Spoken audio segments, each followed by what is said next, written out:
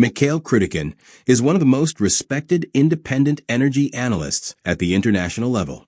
A graduate of Iranian philology at Lomonosov Moscow State University and a PhD in modern history. He is an experienced Iranist and Arabist whose expertise was built over decades as a journalist and task correspondent in countries such as Iran, Egypt, Syria, and Lebanon, including as a military Farsi translator in Iran. For over 30 years, Krutikhin has focused on analyzing the oil and gas markets.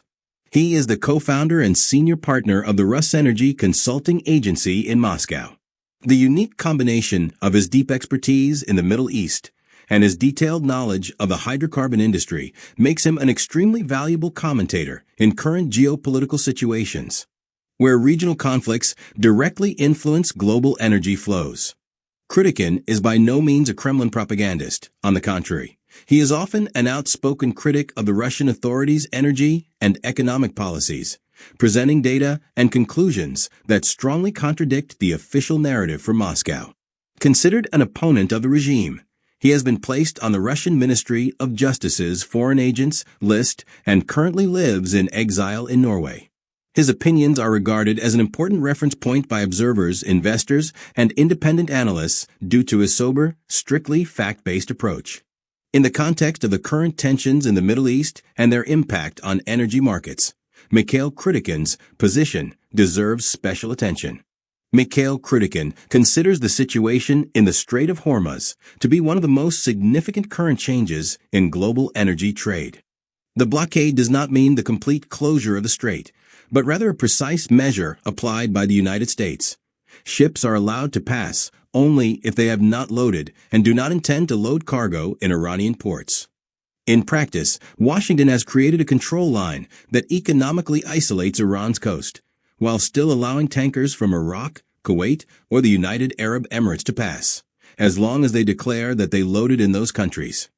Traffic continues. There have been days with up to 32 vessels, but ships are avoiding the old corridor that passed through Omani territorial waters, probably due to the risk of mines. They are now sailing through Iranian waters further north in the area of Larak Island, where the Iranians have set up a control point. Krutikhin notes that the ships are met by Iranian authorities, but there is no clear information on whether any fee is being paid for passage. Since traffic is moving through a corridor designated by Iran itself, Tehran currently has no reason to attack these vessels. For Iran, the situation is dramatic. Almost the entire country's oil production depends on exports through Hormuz.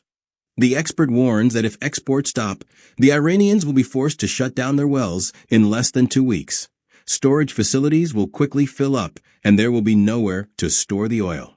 President Masoud Pezeshkian recently issued an alarmed call for either a ceasefire agreement or the lifting of the blockade, warning that otherwise the economy would suffer a total collapse within a few weeks. The impact on China is already becoming visible. Until the blockade, Iran was supplying Beijing with approximately 1.85 million barrels per day, volumes similar to the pre-war period. Tankers that departed before the blockade are still reaching their destinations, but in the next 2 weeks, deliveries from Iran will cease completely. China was receiving about 5.6 million barrels per day from the entire Persian Gulf, including significant quantities from Saudi Arabia. After Iran threatened unfriendly vessels and attacked Arab Gulf states with rockets and drones, flows from the region have almost completely stopped. The Americans may still allow the passage of vessels with no connection to Iran, but uncertainty remains. Krutikhin sees these events as part of an increasingly aggressive race for control over strategic maritime routes. China has announced a sanitary zone in the South China Sea, entering into conflict with the Philippines. In turn, the United States has concluded an agreement with Indonesia that allows them to control the Strait of Malacca, a critical point for Chinese trade and part of the new Silk Road plans.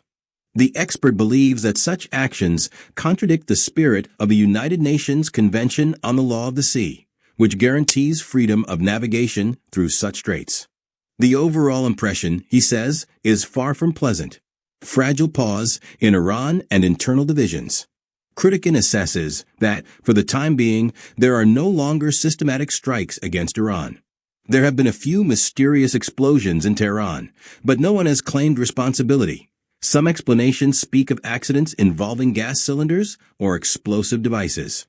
However, the Iranians are trying to unearth the so-called missile cities, vast underground tunnel networks, where they hide launchers and ballistic missiles.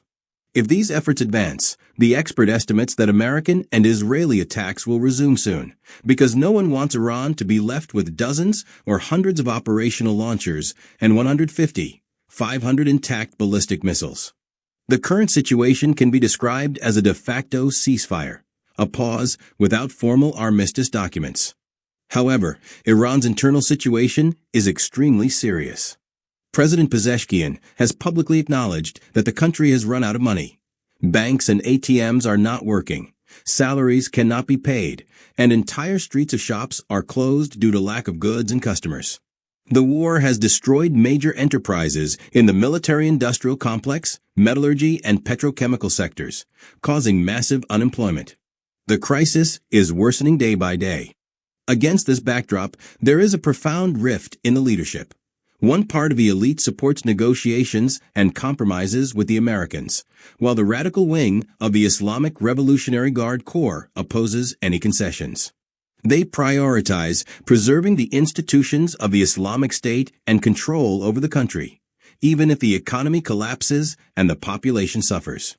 Lebanon and the mowing the grass strategy. Regarding the Israeli-Lebanese track, Krutikhin believes that Israel was forced to act against Hezbollah, which continued to launch rockets at northern Israel.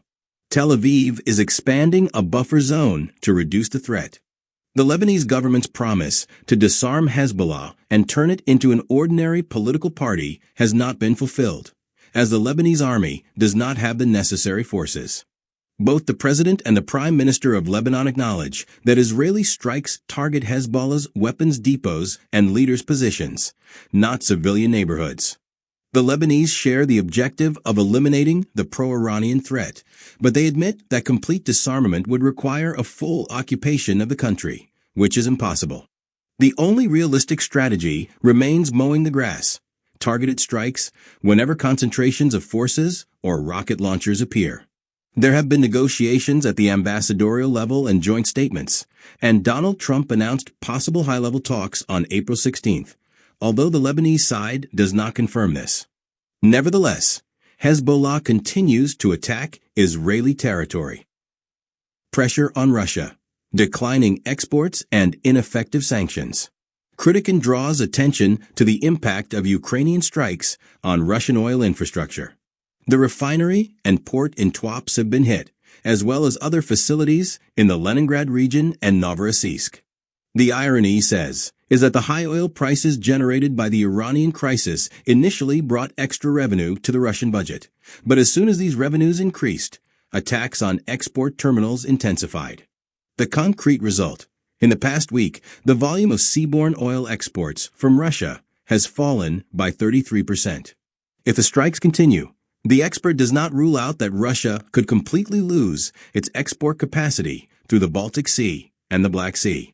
Regarding the Ghost Fleet, the Americans have recently added another 9 vessels to the blacklist, bringing the total to over 700 units sanctioned by the U.S., UK, and EU. However, Krutikhin emphasizes that these maritime sanctions do not work in practice.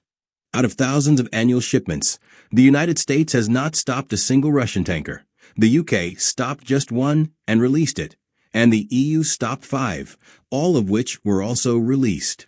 When talk arose of suspending certain sanctions, the expert ironically noted that you cannot suspend something that was not working in the first place. Direct drone attacks on tankers remain isolated incidents. It is difficult to sink an oil tanker due to its buoyancy, but such incidents create insurance risks, causing companies to refuse coverage for dangerous routes. Many Russian tankers now sail very close to the Turkish coast up to the Bosphorus, but they are still occasionally intercepted. The impact on freight rates remains limited for now. In Mihail Krutikhin's view, the world is going through a period of multiple tensions. A selective blockade that isolates Iran, a deep economic crisis in Tehran, a managed conflict through mowing the grass in Lebanon, and growing pressure on Russian energy exports. All of this is accelerating a global competition for control over strategic maritime routes, with consequences that will be felt in energy prices and global supply chains in the coming months.